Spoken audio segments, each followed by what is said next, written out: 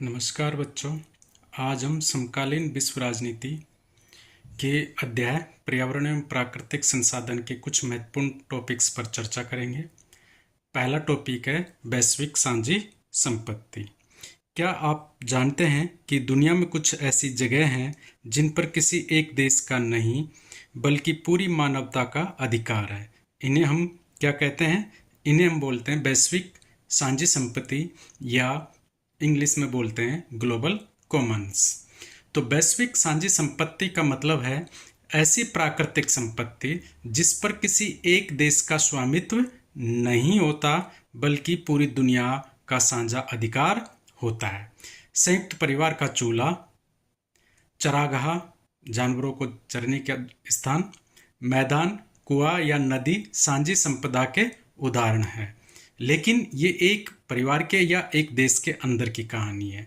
यदि इसी तरह विश्व के कुछ ऐसे हिस्से या क्षेत्र जिन पर किसी एक देश के संप्रभु क्षेत्राधिकार से बाहर होते हैं या किसी एक देश का अधिकार नहीं होता बल्कि एक देश के संप्रभु क्षेत्राधिकार से बाहर होते हैं, इसलिए उनका प्रबंधन साझे तौर पर अंतर्राष्ट्रीय समुदाय द्वारा किया जाता है।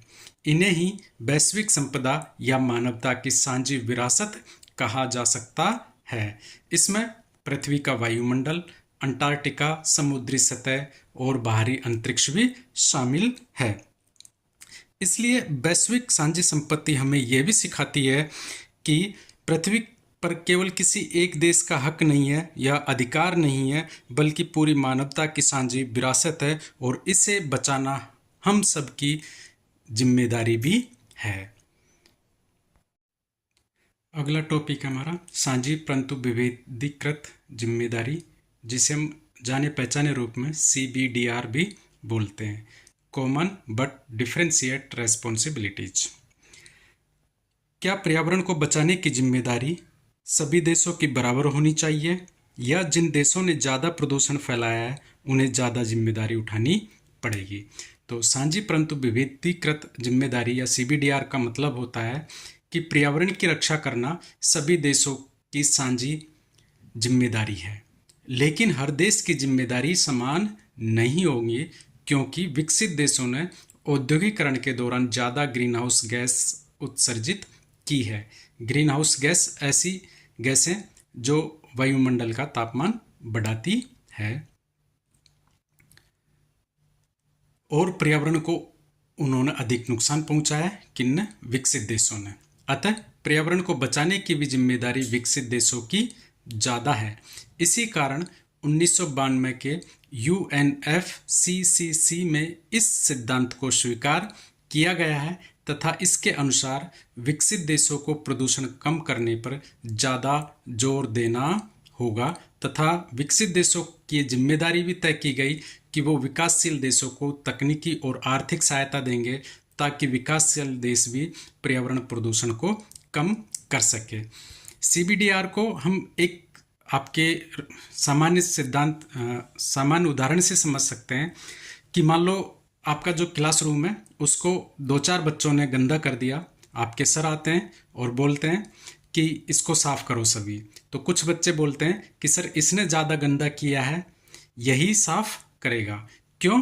क्योंकि ज़्यादा गंदा उसने किया है। जिम्मेदारी सब की है लेकिन जिसने ज़्यादा गंदा किया है उसको ज़्यादा मेहनत करनी पड़ेगी, ज़्यादा साफ करना पड़ेगा।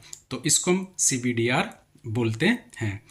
अगला टॉपिक है पर्यावरण संरक्षण पर भारत का रुख। आज आपके लिए एक इम्पोर्टेंट सूचना भी मिलेगी जो कि वीडियो के एंड में मिलेगी। अगला टॉपिक है हमारा पर्यावरण संरक्षण पर भारत का पक्ष। तो ये पुस्तक समकालीन विश्व राजनीति है। इसमें हमें ये ध्यान रखना जरूरी होता है कि जो वैश्विक मुद्दे हैं उन पर भारत सरकार का पक्ष क्या है। तो उसी के तहत हम देख रहे हैं कि पर्यावरण संरक्षण पर भारत सरकार का क्या विचार है। भारत का मानना है कि विकसित देश तो अपना विकास कर चुके हैं जबकि विकासशील देशों की पहली और अपरिहार्य प्राथमिकता आर्थिक तथा सामाजिक विकास की है। कहने का मतलब कि विकसित देश तो अपना विकास कर चुके हैं लेकिन विकासशील देशों को अभी भी आर्थिक और सामाजिक विकास करना जरूरी है।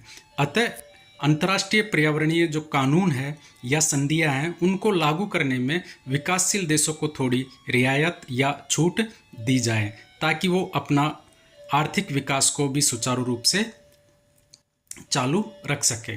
भारत सीबीडीआर सिद्धांत का भी समर्थन करता है। सीबीडीआर बोले तो कॉमन बट डिफरेंशिएट रेस्पॉन्सिबिलिटीज, या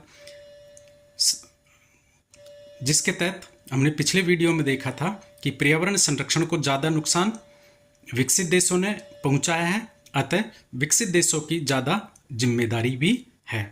भारत अपने घरेलू स्तर पर भी पर्यावरण संरक्षण का प्रयास कर रहा है। भारत ने अपनी ऑटो फ्यूल पॉलिसी के अंतर्गत वाहनों के लिए स्वच्छतर ईंधन अनिवार्य कर दिया गया है, जिसे आप BS6 के नाम से जानते हो वर्तमान समय में।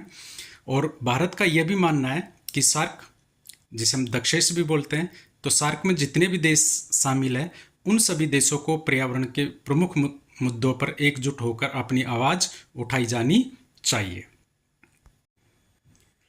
क्या आपने कभी सोचा है कि जल, जंगल और खनिज जैसे संसाधनों पर भी राजनीति हो सकती है? जी हाँ, हो सकती है, और इन्हें ही हमें बोलते हैं संसाधनों की भू राजनीति। अर्थात किस क्षेत्र में कौन से संसाधन है, इस आधार पर भी राजनीति हो सकती है।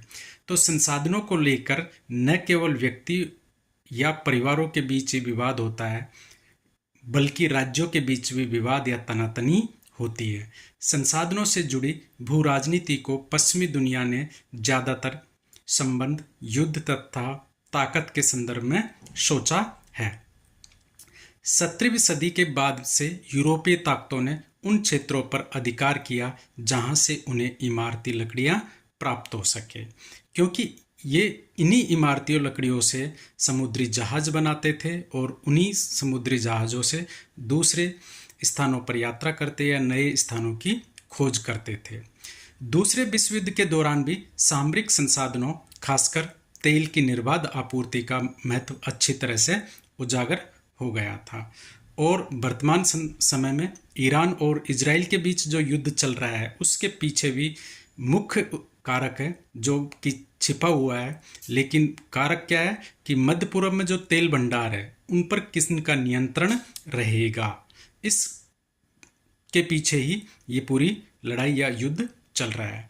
वर्तमान समय में पानी भी एक महत्वपूर्ण संसाधन है, क्योंकि विश्व के कुछ भागों में साफ पानी की कमी है, अतः भविष्य में कभी भी जल युद्ध होने की भी संभावना बनती है।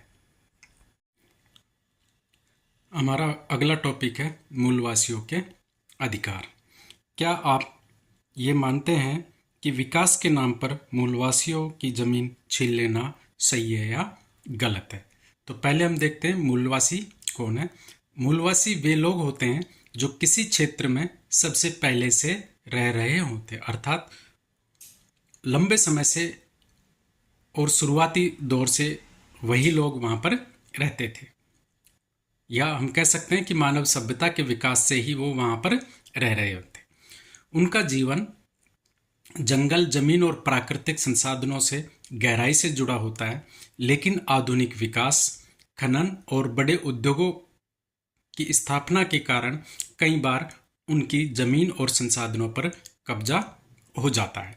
इसलिए दुनिया भर में मूलवासी समुदाय अपने भूमि, जंगल और संस्कृति की रक्षा के लिए आंदोलन करते हैं। उनकी मुख्य मांग होती है कि उनकी पारंपरिक जमीन पर उनका अधिकार मिले, विकास के फैसलों में उनकी भागीदारी हो और उनकी संस्कृति और जीवन शैली की रक्षा की जाए।